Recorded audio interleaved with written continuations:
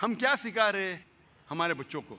इसीलिए जब एक सर्वे किया गया था यूके में, सिंगल सेक्स स्कूल और कोएड स्कूल के दरमियान एक सर्वे हुआ था, स्टडीज, कि जो स्कूल में सिर्फ एक जिन्स के बच्चे पढ़ते, सिर्फ लड़कियां या सिर्फ लड़के, और दूसरी जगह कोएड स्कूल, लड़के लड़कियां साथ में पढ़ती है, जो तालीम का जो मयार है और जो रिजल्ट्स है कामयाबी एग्जामिनेशन में, सिंगल सेक्स एक जिन्स की स्कूल में और बेहतर है।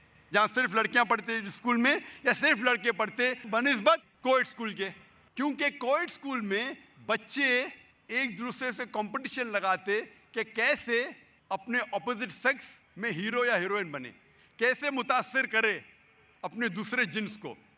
लड़का लड़की को मुतासिर करना चाहता है और लड़की लड़के को। इसीलिए यूके गवर्नमेंट सोच रही थी कि हम और सिंगल सेक्स स्कूल खोले, एक जिन्स की स्कूल खोले। इस्लाम की तरफ आ रहे हैं।